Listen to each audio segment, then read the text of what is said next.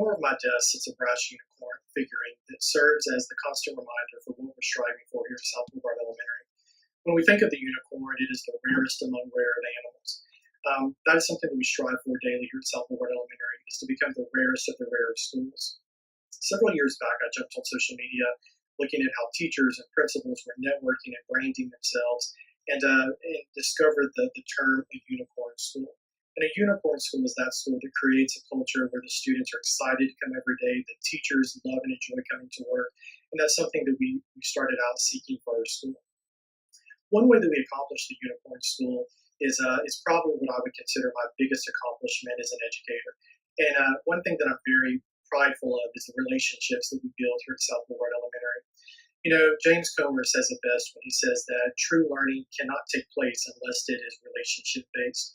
But what we know and understand is that our teachers and our parents and our community have to work together and have a great relationship, or learning is not going to take place. When we look back at Maslow's hierarchy of needs, something that we've all studied as pre-service teachers, rarely do we, when we're in the field, kind of take those into account. And that's something that South Boulevard Elementary is doing, is looking at our students from a social emotional perspective as well as their academic careers. One of my most favorite days here at South Boulevard Elementary is when our pre-K and kindergarten students arrive on campus. A lot of times they get here, they're excited to go, they've got their brand new book bag, they've got pencils, they are ready to learn. The parents sometimes are a little bit more hesitant. They're nervous because they're turning their child over to us. One of the things we do here is we understand that we have to build that relationship that is so important, because there's kind of this, I get kind of emotional thinking about it. There's this blind trust that a parent has to turn over their most valued possession to us. We don't take that lightly here at our school. We know and understand is not only are we taking care of their babies, but we're also taking care and nurturing what we consider the most valuable resource that the world has to offer, and that's our students, our children. Another way that we build relationships with our parents is last year, we reached out and decided to jump on the social media platforms. We, of course, have a Facebook page, an Instagram page. We're also on Twitter. And, of course, we have our school Facebook page as well. Through these pages, these social media sites, we definitely share and update information. Parents are able to go on and see the fun and exciting things that we're doing here at school. But another interesting way that we communicate with our parents is, a lot of times parents are upset or they get nervous if their child comes home and they share a concern.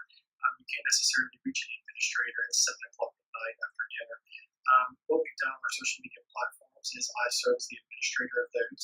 And if a parent is concerned over an issue, we share with them. You just send a message. It comes directly to me, and within an hour, we definitely have taken care of those issues. When you know that you get a phone call, we'll iron out any of those details the next day. What I find to be important and crucial in working with parents is they know that they always have somebody that's in their corner. We take pride at South Boulevard that we have had no negative social media reviews. I think a large part of that is because of the open policy that we have with our parents. They can come in at any times. And in essence, they truly have 24 access to me and to our school to share those issues and concerns. We never want our parents to be at home worried and concerned about what's going to happen to their child the next day at school. If there's a bus issue, they can reach out and we can definitely troubleshoot those issues quickly and fast. This year, we embarked on a new journey. Last year was my first year as the principal here at South Boulevard, and it was kind of head above water, keeping the things running smoothly. And I sat back and I observed a lot, and I really wanted to get a feel for what we as a school needed to do differently. And one thing that I noticed was that we do academics very well. I think that we do a great job. We're strong academically. But one thing I noticed was we were very consumed with getting our students out of the car, getting them off the bus, getting them in the cafeteria, getting them fed breakfast, and we roll them into the classrooms and we start teaching immediately. Never did we ever pause to kind of take a break and unpack the book. Were our students emotionally ready to begin learning? Tying back to Maslow's hierarchy of needs, we have to understand and realize the importance of that.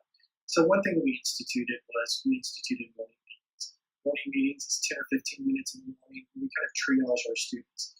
We take a look at it. We identify the students that maybe have not come to school clean, or maybe have not had a meal. But we definitely take care of those needs, and we can set them up for success in order for their learning to take place. hoping to achieve even more academic excellence through taking care of social and emotional needs. Here at South Florida Elementary, we've developed a hashtag. It is SBE is the place to be. We and all of our social media post with that.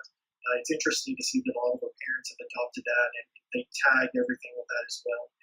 Without a shadow of a doubt, SBE is the place to be. And we are creating this wonderful culture, this uniform school, where teachers desire to be here to teach, students love to come, and parents love sending their students to us. The biggest compliment that we can get, and we get it often, is that we don't know what you're doing, but keep doing it because my kid can't wait to come to school anymore.